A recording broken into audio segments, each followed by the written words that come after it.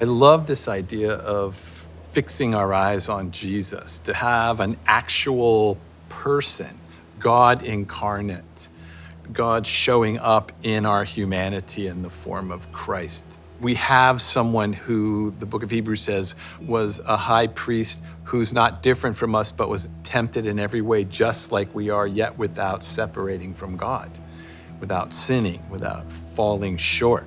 And so we have this amazing high priest, and then the passage says, so we can approach the throne of grace boldly in time of need. So Jesus is the light that shines into our darkness. He's the light that shines into our depression and our discouragement, but he's really, truly there. We can see his presence there. And it helps us understand the love of God. Jesus is the demonstration of God's love. The other thing that Jesus helps us really understand is identity. Do you think that Jesus had a unique identity? I mean, he's Jesus. Do you think God gave him an identity so he would know that you are mine, like it says in Isaiah 43:1? Yeah, and that's a great question, because sometimes we'll think of Jesus as this like superhuman, somebody that we can't relate to. But just as I said in that passage, he's like us. He's 100% man and 100% divine, the intersection of the human and the divine. And we see this at the baptism of Jesus, where he's lined up in the Gospels with sort of the sinful side of humanity, in line to be baptized by John, who's surprised that, wow, I'm not worthy to do this. And Jesus says, no, this needs to be done.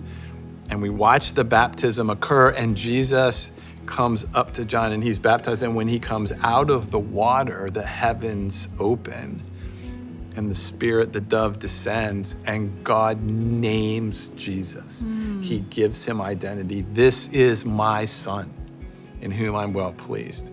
Jesus' identity is received in community from God. That's so critical. It's not radical individualism that's just self-generated that creates in us conflict and depression. But it's an identity that's given to us by God to be in connection, in community, that tells us how to move in our life. Jesus receives his identity from God, and then in that identity filled with the Spirit, he now has direction. He's actually moved by the Spirit. So it's important as part of living in joy and in hope and in relationship with God that like Jesus, we understand our identity and we understand the identity of Jesus. At the baptism, what was Jesus' identity? This is my son, in whom I'm well pleased and in who I love. It's very interesting that he's never done any work yet that we know of. Right. And so God's pleased in him before he's done any ministry. It's our being that informs our doing. Right. And so Jesus heard his identity and was able to receive that Right. before he started doing any work Right. for God. So God was serving him. So get comfortable and drink some water and practice one of the breathing techniques for a minute or so that you can really focus in and be fully present in this present moment.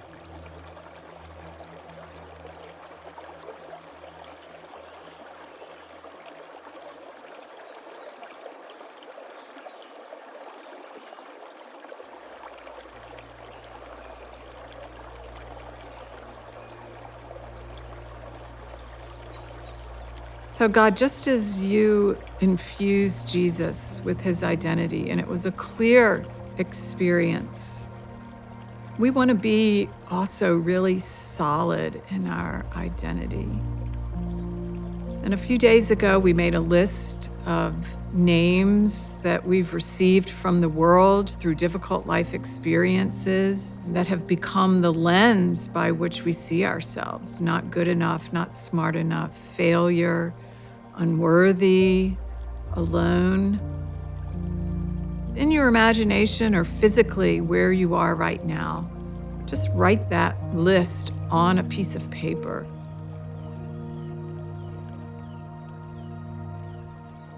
And this time you're with Jesus.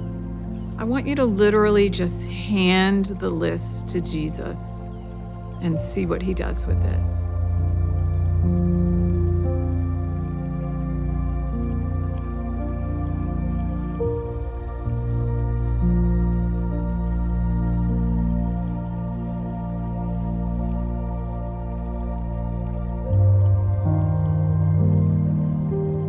The beautiful thing about life with God is it's full of exchanges, and he's always replacing lies with truth,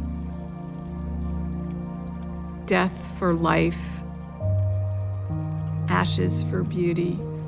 You're right there with Jesus. He's taken your list. Let's participate in an exchange. Jesus, what do you call me? You're naming me. What is the name that you call me?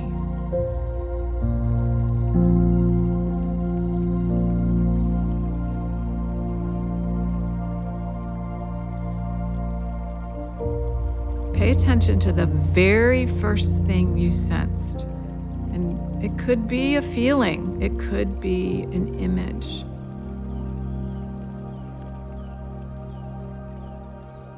And let's continue by asking, Jesus, when you look at me in my true identity, how do you see me?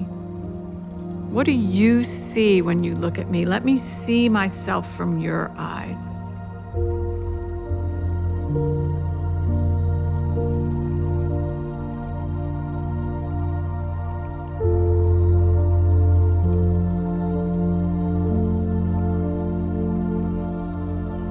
And what else do you want me to know about that?